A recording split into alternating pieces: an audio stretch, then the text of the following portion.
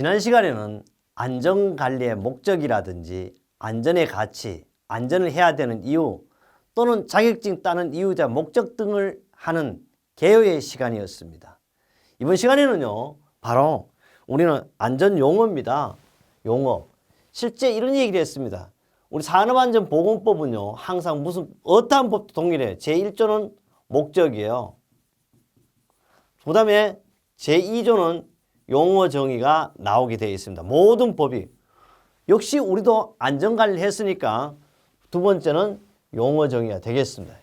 용어의 첫 번째는요, 안전사고입니다. 안전사고를 액시던트라고 그러는데, 안전사고라는 것은 사고 났다 그러는 것은 알아둘 게 있어요. 사고는요, 고의성이 있는 게 아닙니다. 어쩌면 어쩔 수 없는 일, 불가항력적인 가지고 사고라고 그러죠. 안전사고랑 고의성이 없어요. 어떤 불안전 행동, 우리는 재해의 원인을 또는 사고의 원인을 100이라고 볼 때 재해는 직접 원인과 간접 원인을 나눌 수 있어요. 직접 원인을 물적인 원인과 인적인 원인으로 구별할 수 있습니다. 그래서 특히 100% 중에 직접 원인이 98%예요. 그중에 물적인 원인이 10%, 인적인 원인이 88%예요. 간접적인 원인이 2%인데 그럼 불안전한 행동은 뭐냐? 이것이 바로 우리는 인적 원인이라 이렇게 얘기합니다. 불안전 행동이나 조건이 선행되어 이를 저해시키거나 또는 능률을 저하시키고 직접 또는 간접적으로 인명이나 재산성 손실을 가져온다. 이런 걸 가지고 사고라 그러는데 인명의 재산을 손실을 방지하는 게 바로 뭐다? 안전관리라고 그랬잖아. 그래서 우리 안전관리하는 거죠. 그래서 이런 것은 생산 공정이 잘못되거나 잠재적 지표로도 얘기할 수 있어요. 그럼 안전사고 났다는 것은 불안전 행동이나 바로 조건이, 이 조건은 또 뭐냐? 불안전한 상태라고 얘기합니다. 다시 조금 더 세밀하게 한다면 안전사고는 뭐냐? 불안전 조건과 불안전한 상태로 인해 가지고 인명과 재산의 손실을 우리는 안전사고로 이렇게 할 수 있어요. 그러나 결론은 뭐다? 고의성이 없는 거다를 알아두고요. 그러다 보니까 생산 공정이 잘못되어가는 잠재적 지표를 나타내는 것이 바로 안전사고다. 요것도 시험에 출제되어 있습니다. 출제되어 있다는 것은 다시 말하면 뭐가 되어 있다? 문제은행에 들어가 있다. 안전사고라는 것은 불안전 행동과 불안정 상태로 인해 가지고 인명과 재산 손실을 나타내는데 그러다 보니까 이것을 우리 지표를 표현할 때는 바로 생산 공정이 잘못되어가는 잠재적 지표다. 요 내용이 시험에 출제되어 있다. 출제되어가 있다. 문제은행식이다. 됐죠? 두 번째입니다. 재해. 재해는요, 안전사고의 결과로 일어난 인명과 재산의 손실이에요. 그러니까 안전사고 발생하니까 당연히 우리는 가인리에 도미나 오론, 버드라든지 자페탄키스의 연쇄성 이론에 가서 하겠지만 역시 재해라는 것은 사고의 결과를 나타낸다. 사고는 뭐냐고 그러니까 불안전 행동과 불안전 상태로 사람도 죽고 재산도 날리는 걸 우리는 바로 사고 또는 재해, 동일한 개념으로 봐도 괜찮습니다. 넘어갑니다. 그 다음에요, 이 용어 정의는 산업안전보건법상의 용어 정의가 아니고 바로 우리 교재 참고 부분에 해가지고 재난 및 안전관리 기본법상의 그러니까 여기 뭐라고 했어요? 재난 및 안전관리 기본법 용어 정의. 그래서 이게 참고 사항이에요. 우리 산업안전보건법상 용어와 틀려. 우리는 산업안전보건법이에요. 산업안전기사 또는 건설안전기사입니다. 재난은 재난의 예방, 대비, 대응 및 복구를 위하여 하는 모든 활동을 재난관리라고 그러고요. 또 안전관리는 좀 틀려요. 재난이나 그 밖의 각종 사고로부터 사람의 생명, 신체, 재산의 안전을 확보하기 위해 하는 모든 활동이다. 근데 실제적인 근본 내용은 동일하지만 우리하고 약간 차이가 있다는 걸 알아두면 되겠고요. 시험 안 나와. 또 안전기준은 우리는 산업안전보건을 관한 기준의 규칙이지만 여기는 재난 및 안전관리 안전기준이 있어요. 각종 시설, 물질 등의 제작, 유지, 관리 과정에서 안전을 확보할 수 있도록 적용해야 할 기술적 기준을 체계한 것을 말하면 안전기준의 분야, 범위 등에 관하여 누구로 정한다? 대통령으로 정한다. 참고적으로 우리 산업안전보건기준을 관한 규칙은 누가 정하노? 대통령이 정하는 게 아니고 고용노동부령입니다. 고용노동부령, 고용노동부령. 우리 학교 조금 차이가 있다는 걸 알아두면 되겠습니다. 그래서 우리는 취식이 향상된다고 그랬어요. 수준이 올라간다 그랬잖아. 그래서 이런 걸 하는 거예요. 그 다음에 이제 바로 뭐가 있냐? 산업재해요. 요거는 앞에서도 강조해서 산업재해라는 것은 통제를 벗어난 뭐다? 에너지 강난으로 인하여 입은 인명가치재산의 피해현상을 산업재해라고 한다. 뭐냐? 에너지의 강난이 있어요. 강난이 뭐다? 미쳤다. 그러니까 사실은요, 에너지가 정상적으로 가야 되는데 에너지가 미쳐버리는 겁니다. 이런 걸 가지고 강난한다 이런 겁니다. 그 다음에 작업환경 측정인데요. 이 작업환경 측정 되지만 우리는 안전보다는 이거 보건 쪽에서 하는 거니까 생략하겠습니다. 안전보건 진단입니다. 안전보건 진단이 하면 산업재해를 예방하기 위하여 잠재적 위험성의 발견과 그 개선 대책을 수립할 목적으로 누가? 고용노동부 장관을 지정하는 자가 조사 평가를 하는 걸 말해. 실제 여기서는 뭐 특별한 내용이 있다 없다? 없어요. 넘어갑니다. 알아둘 게 나왔어요. 드디어. 뭐야? 중대재해예요. 재해는 재해인데 재해가 뭐다? 사고의 결과로 인명과 재산의 손실을 재해라고 그랬어. 그런데 그보다 중이라고 그랬죠. 엄청 큰 재해예요. 그래서 중대재해가 뭐냐 하면 엄청 큰 재해를 당했다. 이렇게 하면 안 돼요. 우리는 안전공학도이다. 바로 여러분은 안전관리자로서 중대재해를 하면 산업재해 중에서 사망 등 재해 정도가 심한 것으로 누가? 고용노동부령으로 정한다 그러면 이건 어때? 시행규칙에 있다. 이렇게요. 이게 고용노동부령으로 정한다 그러면 시행규칙이에요. 만약에 대통령령으로 정한다 그러면 시행령이에요. 이 중대재해라 그러면 세 가지. 첫째 뭐다? 사망자가 1명 이상 발생한 죄. 그래서 여러분 큰일 났다 큰일 났다는 가장 큰 일은 뭐예요? 사람 중에 큰일이에요. 결혼식 있잖아요. 날짜 잡아놓고요. 한갑 날짜 정해놓고 합니다. 사람 죽는 건 날짜가 없잖아. 그래서 가장 큰일이야. 사망자가 왜 온다? 1명 이상 발생한 것도 중대. 두 번째, 3개월 이상 요양을 필요로 한 부상자가 얼마? 동시에 2명 이상 발생한 것도 중대재해요. 마지막에 10가지가 나와요. 부상자 또는 직업성 질병 동시에 얼마? 10명 이상 발생한 걸 중대재해라고 기억합니다. 중대재해라는 것은 사망 등 재해 정도가 심한 건 첫째, 사망자가 1명 이상 발생한 재해. 둘째, 3개월 이상 요양이 필요한 부상 동시에 얼마? 2명 이상 발생한 재해. 세 번째, 같은 종류의 질병 또는 부상자가 동시에 얼마? 10명 이상 발생. 이거는 필기에도 나오지만 실기 필답형 시험에도 출제된다. 특별한 거 없어. 이런 것이 시험이에요. 그 다음 뭐 안전사고 부상의 종류 중상해 그냥 2주 이상 노동손실을 가져온 거 경상해 2주니까 1일 이상 14일 미만 노동손실을 가져온 상해. 꼭 기억할 것은 뭐만? 중대재해만 기억하면 된다. 야, 우리는 산업재해를 했는데요. 뭐라고 그럴까? 산업안전보건법상의 산업재해예요. 그러니까 산업안전보건법에 산업재해가 있다. 그러면 지난 학문적이라는 사전적인 산업재해는 뭐라고 그랬어요? 제가 에너지의 강난 현상으로 인명과 재산의 피해 현상이라고 했어요. 법에는 그런데 2조에서 뭐라고 그러냐면 산업재해를 하면 뭐라고 해서 근로자가 일반인이 놀다가 다치면 안 돼. 반드시 일하다가 그것도 어떻게 근로자가 업무와 관련되는 일이에요. 건설물, 설비, 원재료, 가스, 전기, 분진 등이 이하거나 자극 그 밖의 업무에 기한 사망 또는 부상을 질병에 걸리는 것을 말한다. 근데 그래 이렇게 하는데 알아둘 것은 요거도 시험에 출제된다. 뭐라고 되냐 그러면 이렇게 나와. 근로자가 업무와 관계되는 설비, 건설, 원재료 등에 작업하여 업무에 기인하여 사망을 하는 걸 뭐라 그러냐면 답이 산업재해야. 답이 산업재해. 요거는 2번으로 잘 들어있고 또는 산업기사에는 4번으로 들어가 있는 문제도 있습니다. 됐죠? 그 다음에 이제 그 작업 관련성 질병이에요. 요거 작업이라 그러기도 하고 이게 참 애매합니다. 직업 관련성 질병이라. 엄격하면 그래서 이거 작업 관련성 질병 또는 직업 관련성 질병이 하고 이렇게 걸리는 거예요. 뭐라고 그러나? 직업병이라 그래요. 이거는 참고 사항이에요. 이런 직업병이 있는데 직업성 근골격계 내시명관 질환. 근골격계는요. 뼈 마디마디가 늘어난다든지 이런 걸 말해. 디스크 이런 건데 하여튼 이런 게 있다. 내시명관 질환도 직업병으로 봐요. 그래서 이것은 발생 원인이 주로 작업장 내 위험 요인이라든지 근로시간의 개인 요인, 근로자의 생활환경 요인입니다. 그래서 직업병은 봐요. 대표적인 게 진폐증, 솜속 난청, 중금속 중독, 발생 원인 작업장 물리학, 생물학적 위험 요인이 노출된다. 그럼 이 장에서 가장 중요한 건 뭐다? 핵심 키는 바로 뭐가 돼요? 직업병이 아닌 산업재해가 될 것이다. 그래요. 넘어가겠습니다. 역시 가다 보면 지루하지 않게 합격 날개에서 합격 예측을 이야기하고 있습니다. 이것은 예습이에요. 우리 심리 쪽에 하겠지만 안전사고의 본질적 근본적인 네 가지 특징. 왜 사고냐 그러니까 바로 사고 발생의 시간이 있어요. 그래서 가급적 24시간 중에는 새벽 3시에서 5시에 사고가 많이 나요. 우리 이거 바이오리듬 할 때 할 겁니다. 그 다음에 우연선 중의 법칙성이야.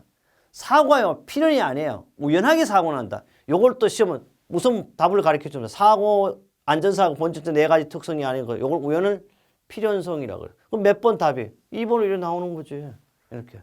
그 다음 필연성 중에 우연성. 이거 봐요. 여기는 필연성 중에 우연성인데 여기 봐요. 필연성 중에 법칙성이잖아. 엄청 헷갈리는 거야. 필연인데도 꼭 필연적으로 사고 나는 게 아니고 우연히 발생한다는 거야. 그 다음에 사고 재해 불가능인데 사고 재해에 불자를 빼뿌려 가능성. 이건 4번에 출제 들어가 있어. 이 시험 문제는 두 가지밖에 없어. 다음 중 안전사고 본질 네 가지 특성이 아닌 것은 우연성의 법칙성인데 필연성의 법칙성. 사고 재해는 불가능해요. 근데 사고 재해 가능성. 이것이 시험 문제 두 가지 나올 것이다. 용어 정의예요. 뒤에 나오고 근로자 대표라면 근로자가 가반수로 조직된 노동조합이 있는 경우에는 그 노동조합을 말하고요. 근로자 가반수가 조직된 노동조합이 없는 경우에는 근로자의 가반수를 대표하는 자를 말한다. 이것도 반드시 해놨어요. 근로자 대표라면 노동조합이 있는 경우는 노동조합, 근로자 가반수가 조직된 노동조합이 없는 경우에는 뭐 사업주라든지 혹은 그냥 근로자 대표 이렇게 되어 있어요. 반드시 근로자의 가반수를 대표하는 자가 되는 거예요. 이것도 알아두고요. 그래, 드디어 그러면 정말 교육은 될 때까지 반복해서 은행 문제를 한번 해보자. 뭐 실제 시험 문제 들어가야죠. 안전관리는 안전이 뭐다 했어. 첫 번째 시간에서 뭘 한다? 저는 다 기억한 위험을 제어하는 기술이에요. 이것이 우리 바로 중점 학습 내용에 시작할 때 위험을 제어하는 기술이라고 하면 정의할 수 있다. 다음 중 1에 들어갈 내용 용어로 예방관리적 차원과 가장 가까운 용어는 근데 뭐야 답이? 위험했잖아. 시험 문제 출제됐고 여러분 시험에도 이 문제가 나온다. 다 한 거야. 이 세 가지는 그대로 나올 수도 있다. 그래서 공부는 어떻게 해? 나를 보는 게 아니고 지금 화면도 보고 뭐 귀로 들어. 또 그래서 눈과 귀 또 손으로 이렇게 줄도 쳐 책에 이걸 가지고 우리는 뭐야? 비주얼 학습이라 그래. 특히 태도 교육에 가장 적합한 것은 뭐다? 비주얼 학습 써놔야 되겠네. 또 그죠? 교육의 3단계는 지식교육에 예습해 주는 거요. 지식교육, 기능교육, 태도교육인데 태도교육을 가지고 우리는 가장 적합한 교육 방법은 가는 BISUAL이라. 그러니까 우리 한국에서 비주얼. 이거는 예습한다 그래서 태도교육에 가장 적합한 방법은 뭐다? 비주얼. 됐죠? 넘어갑니다. 드디어요. ILO가 뭐로? ILO가 바로 국제노동통계예요. 국제노동기구죠. ILO에서 정한 근로불능, 근로를 할 수 없는 상해의 종류가 몇 가지? 6가지죠. 이거는 시험에 출제도 되는데 어디에 출제되노? 실기도 나오고 필기도 나와. 그럼 봐. 오직 하면 대한민국이 아니고 세계노동기구에서도 6가지를 세계 공통으로 정하자. 근로불능 상해의 종류. 첫째 뭐냐 그러면 사망이야. 우리 사망은 알잖아. 죽는 거야. 사망은 안전사고로 사망하거나 혹은 입은 사고 결과로 생명을 잃게 되는 거예요. 노동손실수 얼마? 7,500일. 기억한다. 우선 뭐 왜 잃게 되는지 몰라도 괜찮아. 노동손실 며칠? 7,500일이라는 거야. 사람 죽은 얼마? 노동손실 7,500일이에요. 둘째, 자, 영구 전노동 불능상해. 영원히 노동을 할 수 없어. 영구 전노동이야. 영구입니다. 영구. 그런데 어때? 부상의 결과 노동기능을 완전히 잃게 되는 부상, 신체 장애 등급이 얼마? 1급에서 3급에 해당된다. 노동손실 일수는 7,500일이에요. 그러면 이 사람하고 어떻게? 똑같잖아. 사망하거나 영구 전노동 불능장애, 신체 장애 등급은 1급에서 14급까지 있어요. 이것도 역시 뒷장에 가서 하겠지만 1급에서 3급까지는 영구 전노동 불능상해로 뭐다? 바로 사망하고 똑같다. 여기 또 알아둘 거 있어. 오타가 지적와요. 장애라고 되어 있거든요. 이게 이제 문제예요. 여기서 한 수 가르쳐 줍니다. 여러분한테 질문, 장애인이 맞습니까? 장애인이 맞습니까? 이렇게 물어요. 당연히 이게 맞다. 이래요. 알아둘 게 있어요. 장애라는 것은요, 선천적인 것이에요. 태어날 때부터 바로 장애를 갖고 나오는 사람을 장애인이에요. 장애는요, 후천적인 거예요. 그래서 여러분 산재 사고가 발생했다. 이런 걸 바로 장애인입니다. 그럼 여기는 맞나 틀리냐? 이 장애 등급을 가지고 원래 엄격하게는 우리 교재는 장애 등급이라고 그래요. 장애. 그래서 장애 등급이 맞다는 걸 알아두면 되겠습니다. 또 그러면 여기서는 어느 게 맞냐 틀리냐 근데 지금 현재는 어느 걸 써도 괜찮아요. 공통으로 쓰고 있어요. 그러나 표현할 때는 장애인으로 표현을 많이 합니다. 실제 우리 등급은 장애 등급이라는 거 장애 등급이라 그러는데 여기는 우리 지금 PPT는 장애로 해놨는데 실제 우리 교재는 장애로 됐다. 알아두면 되겠고요. 그래서 이거는 1급에서 3급이라는 걸 알아두고 그 다음에 영구 뭐야? 일부 노동 불능상해. 일부. 영원히 일부 팔이 하나 없어. 이런 걸 가지고 영구 일부 노동 불능. 다리가 하나 없어. 영구 일부 노동 불능. 이거는 1, 3급에서 4급에서 뭐다? 14급까지가 있다. 봐요. 부상의 경우 신체 부분의 일부가 노동 기능을 상실한 부상에 신체 장애 등급 얼마? 4급에서 14급까지 해당된다. 그럼 여기서 벌써 시험 문제 나옵니다. 사망은 또는 신체 장애 등급 1급에서 3급까지는 근로손실수가 얼마? 7,500일이다. 알아두고요. 4급에서 14급까지는 영구 일부 노동 불능상해다. 꼭 기억합니다. 시험 출제됩니다. 그 다음에요. 네 번째는 일시 전노동 불능상해. 일시에 아무것도 할 수 없어. 뭐 쓰러졌다든지 의식을 잃었다 이런 걸 말하죠. 의사의 진단에 따라 일정 기간 정규 노동에 종사할 수 없는 상해 정도야. 이거는 신체 장애가 남지 않죠. 일반적인 휴업재해를 말하는 거고 일시 일부 노동 불능상해 역시 의사의 진단은 일정 기간 정규 노동에 종사할 수 없으나 휴무상해가 아닌 상해 즉 일시 가벼운 노동에 종사하는 경우를 말하고요. 응급조치상해 다른 말로 구급조치상해라고 그러죠. 응급 또는 구급은요.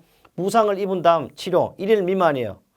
1일 미만의 치료를 받고 다음부터 정상 작업에 임할 수 있는 정도의 상해를 말한다. 그럼 여기서 알아둘 것은 바로 우리는 ILO에 정한 불능상해의 종류는 6가지 있는데 사망, 영구 전노동 불능상해, 영구 일부 불능상해, 그 다음에 응급조치 이런 것이 있다 정도를 기억하는데 꼭 알아야 될 것은 사망이라든지 1급에서 3급까지는 근로손실일수가 7,500일이라는 것을 알아두고요. 가끔 응급조치 상해에 대해서도 시험 문제가 들어있습니다. 부상으로 입은 다음 치료를 받고 다음부터 정상작업에 임할 수 있는 정도의 상해가 뭐냐 그럼 나오고요. 또 이거 의사의 진단으로 이 말도 잘 알아두셔야 되겠어요. 이 내용은 실기 필답형에서도 근로불능상해의 종류 6가지를 써라 이렇게 나오지 않습니다. 한 5가지 써라 이렇게 나올 수 있는 문제 되겠습니다. 그 다음 공해와 사상인데요. 공해라는 건 이런 거예요.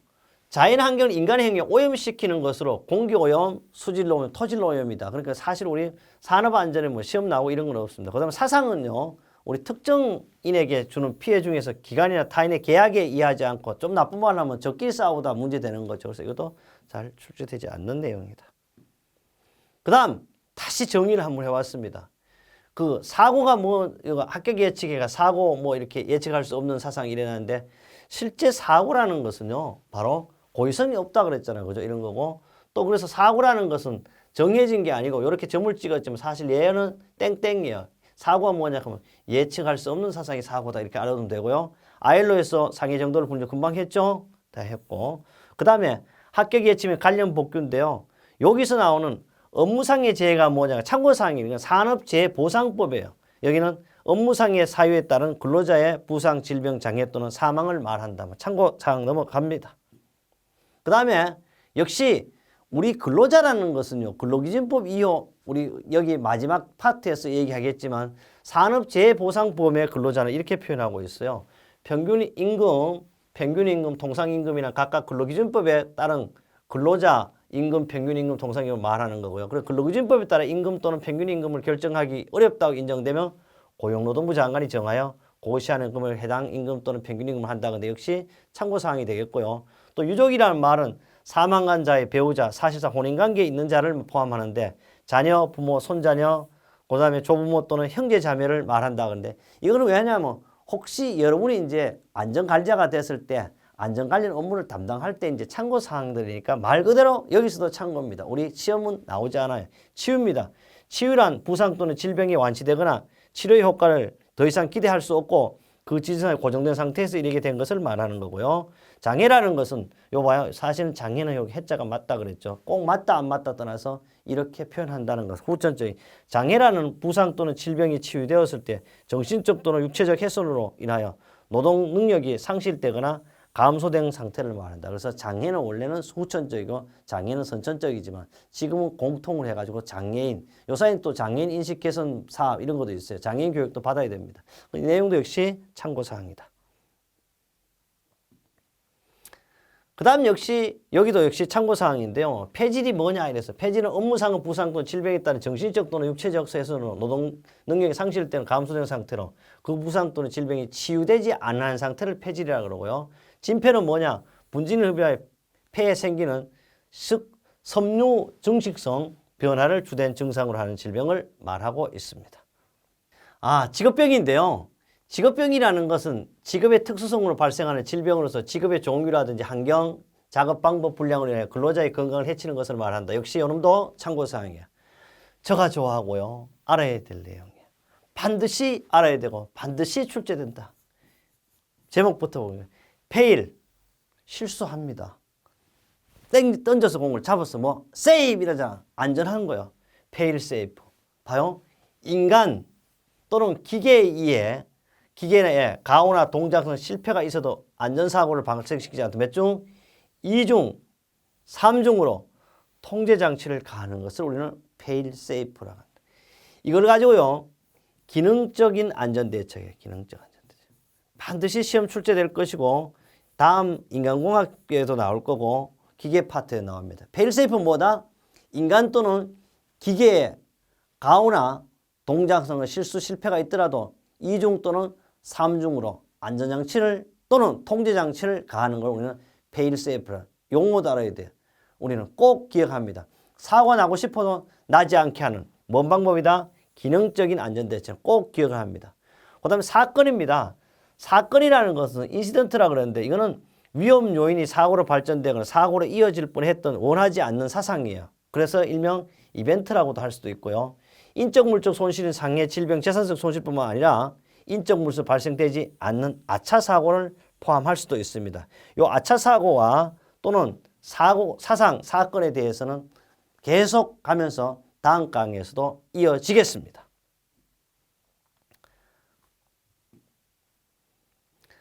그 다음요, 위험입니다. 위험이라는 것은 하자들의 직접 또는 간접적으로 물적 환경 피해를 줄 수 있는 원인이 될 수 있는 실제도 잠재적 상태를 말하고요.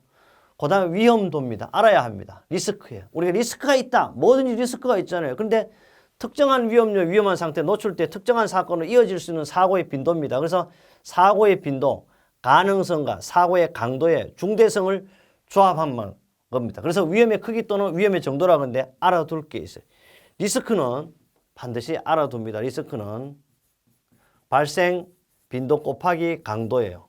그래서 시험에도 출제되고요. 이거는 3번으로 들어가 있습니다. 바로 리스크는 위험의 발생 빈도와 발생 강도는 꼭 기억한다는 거. 그 다음에요. 요놈도 시험이 있어요.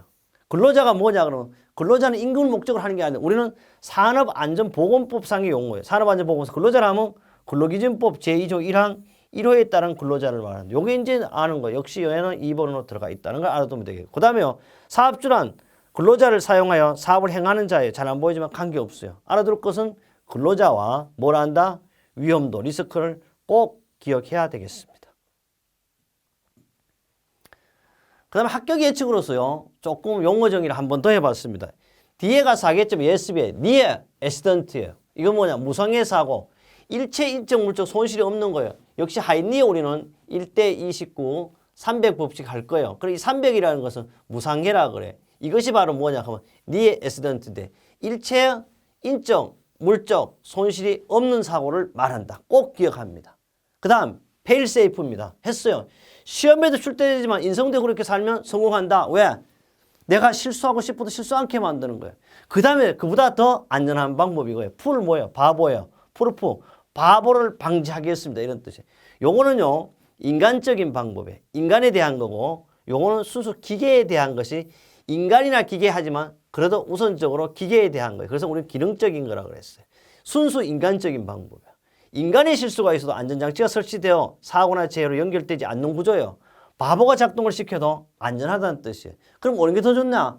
풀프루프는 인간에 대한 방지 대책, 페일세이프는 기계에 대한 방지 대책 다 좋지만 페일세이프보다는 풀프루프가 한 단계 더 앞선 기술을 말한다. 더 상세히 할 겁니다. 그 다음 페일세이프의 기능을 가질 것 그런데 페일세이프는 고장이 생겨도 어느 기간 동안 정상 기능 유지대로 하는 구조고 병렬 개통이나 대기 여부를 향상시키려 안전할 수 있는 기능을 페일세이프고 그 다음에 요거 또 올라가요. 풀프루프는 바로 이거예요. 실패가 없다. 바보라도 취급한다는 뜻으로 정의하면 정해진 순서대로 조작하지 않으면 기계가 작동하지 않는다. 오조작을 하여도 사고 나지 않는다. 알아둘게요. 그래서 다시 말하면 페일세이프는 2중, 3중으로 통제를 하는데 이거는 기계적인 방법이고 풀프루프는 사람에 대한 거다. 꼭 기억해야 됩니다. 시험에 다 나올 수도 있고요. 이것도 나와. 니어 어시던트도. 일체 인적 물적 손실 전혀 없는 걸 가지고 뭐냐 하면 니어 어시던트. 출제된다. 페일세이프도 풀프루프도 기억합니다. 반복했지만 니어 어시던트, 풀프루프, 페일세이프 등은 시험에 출제된다는 걸 강조했습니다. 이번 시간에는 우리는 산업안전보건법상의 용어 정의를 했습니다. 제가 그랬어요. 산업안전보건뿐만 아니라 모든 것이 1조는 목적이었습니다. 2조는 용어 정의라고 해서 용어 정의를 했습니다. 다음 강은요.